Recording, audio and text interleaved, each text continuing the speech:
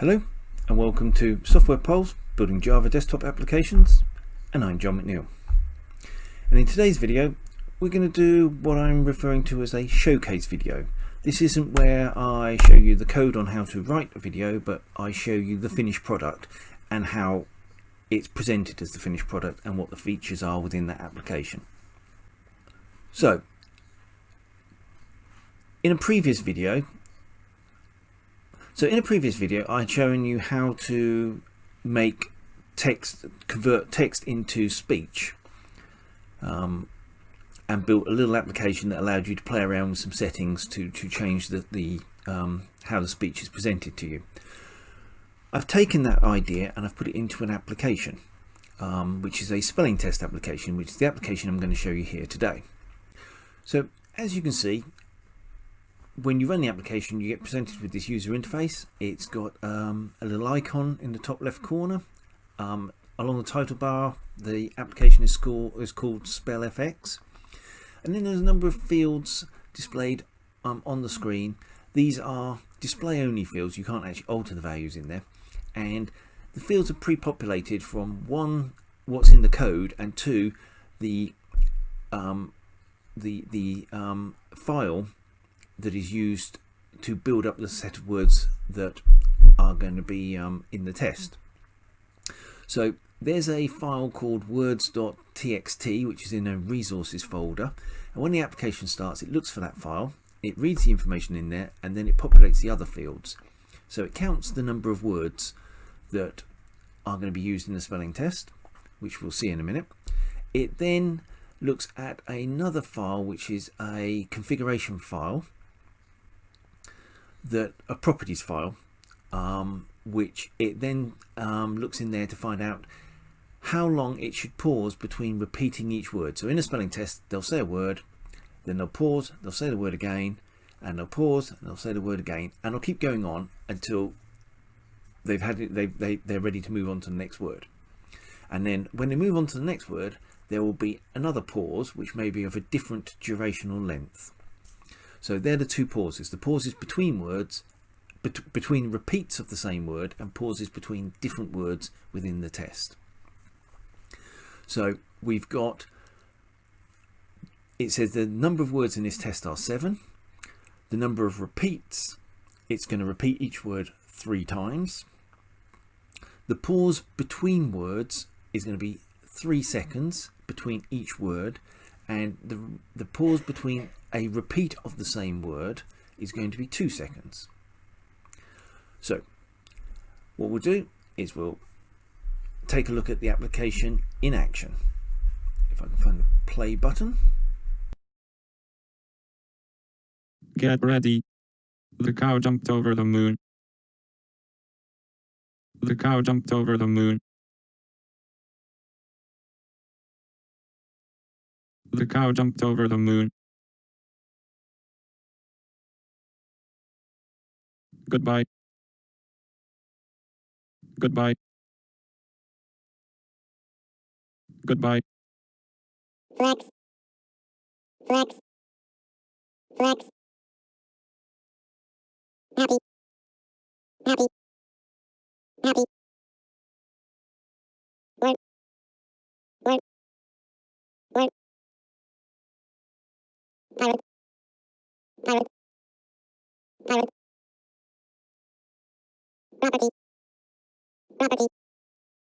Property. Test complete. Get ready. The cow jumped over the moon. Get ready. The cow jumped over the moon. So you can press the pause button to pause it. And once the pause button is paused, you can either stop it or you can resume by pressing the play button again. Now we've seen the application in action. Now let's take a look at the application once it's deployed to your desktop computer. So what we have is we have a location which is the application data local folder, and it's deployed there because you don't need administrator rights to deploy an application to that location. This is for Windows operating systems. So if you try and deploy to someone on a C drive, it will ask you for administrator rights, and you may not be using a computer where you are the administrator. So this allows you to deploy to a local space that is set aside for you as an individual, but it only installs for you, which means other people won't be able to access it if they log onto the computer. And within the folder we have an executable file with an icon beside it, the icon that's used, and we have an uninstall as well. And then there's an app folder, and in there you'll see that that's where the SpellFX FX3 jar is located. So within the app folder there are three other folders: a libs or libraries folder, the MBROLA folder, and a resources folder. And if we take a look inside the resources folder, what we will see is that there are three files. There is the app.properties file, which is a properties file for configuring the application, and I mentioned some of it earlier about the pauses between different words. They're specified in the properties folder. Then you've got a log4j properties file. I use log4j2 as my logging as my logging tool, and this properties file here allows me to alter the amount of logging that the application outputs. In normal deployment state it will only output errors, but I can change that state, and we will take a look at that so you can see more information. If you get a debugging issue with a user in the field, you can send them instructions on how to change that file, and then you can get them to run the application, encounter the problem, and then send you the log file that's produced, which will have more verbose information in there. And then of course there's the words.txt file, and that, as you can see, lists all the words that we saw on the test. And I can take a couple of words out, and then I'll save that, and when we play it again we'll see that when we run the application again we'll see that we've got less files. In the properties folder, in the application.properties file, if we look in there, we can see near the bottom there are the values for pausing the word between words, pausing between repeats, and the number of word repeats, and also we can see the greeting when it was getting ready to start. So it says, when we first played it said get ready, and then when we finished after the last word it said test complete. You can change those greetings and farewell messages in here. So we've changed it to get ready to start. So we'll save that, and we'll go into our log4j2 properties, and we'll just increase our login level from error to info. That will give us everything. So when we run this, we'll see that there's loads of information in the file, and in a second we'll just go and have a look at the file and just show that right at the moment there's nothing in there, because the last time we ran it there were no errors generated. So we'll save that, and we'll go back, and there's our log file, SpellFX3 log, and you can see it's empty. So there we are, we're ready to run our file again, run our application again, and see the differences. I'll just show you in the libraries folder. These are all the libraries, external libraries, third-party libraries that have been used to help build the application. And again, the MBROLA folder. If you look at some of the earlier videos where we were talking about getting text to speech to work, you'll see where that fits in. We had to deploy that as well to a known location, so that we weren't relying upon somebody having had that installed on their computer. We've installed it as part of the application. Then we've also got the runtime folder. When we package this up, we package up a copy of the Java virtual machine that this was built with, so that when you run it, it's got the right JVM as part of the installation, and we'll just run using that. It's a desktop application, so a lot of the JVM versions and the driving force to move from version to version is to fix a lot of security problems that have popped up over times. This application doesn't open up any of those security applications because it's a perfectly standalone application. It doesn't even need a network connection, so it's not interacting with the web or anything like that. It is just completely and utterly standalone on your computer. So there we are. What we'll do now is we will close down our application and we'll run it again.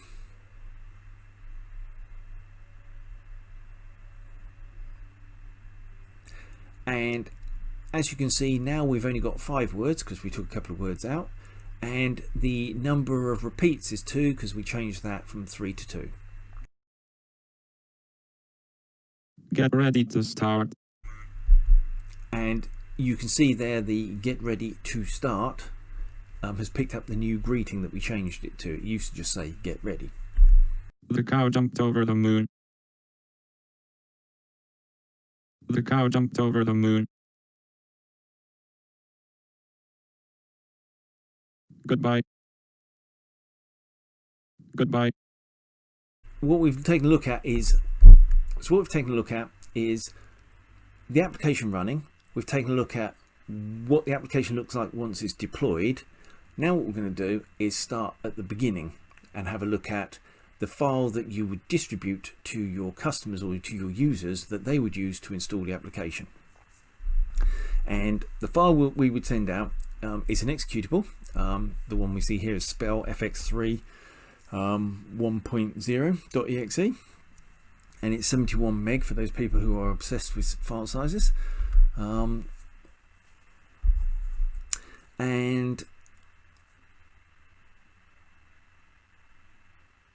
we double click on the executable. You can see there's an icon beside it. You can see now in the install the icons all match and will match the application, and you just click the install, and what it will do now is it will unpack everything that we just took a look at a minute ago. If you've got a virus check or something like that, it is going to pop up and go, some of this stuff looks suspicious, are you sure you want to continue? Because the deployment isn't signed. And once it's unpacked everything, it will auto run. So it's going to power up, and you can see we're back to 7 words and all the other default settings, because they're the default settings on installation. We send it out with a pre-populated set of information, and then you can configure it afterwards. So that's the application, our spelling test application, and this is an example of taking an idea and applying it to build an application that may have some use in the real world. So if you've got kids, young children who are learning to spell in primary school or the junior type school, something like this may be something you could use. Load up the words that they're learning each day, and they can sit there and practice without you having to be there to read the words out, and they can go at whatever speed suits them. They can pause every once in a while if they need more time, until they get up to speed. That's the idea behind it.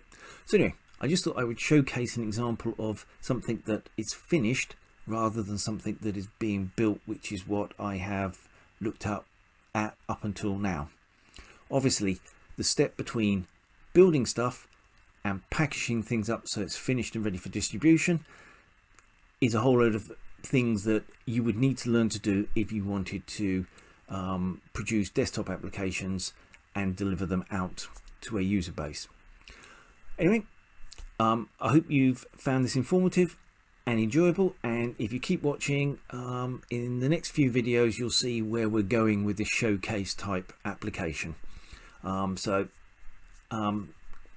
Do click on subscribe so that you can see when the next videos come out if you're interested, and you can see where we're going.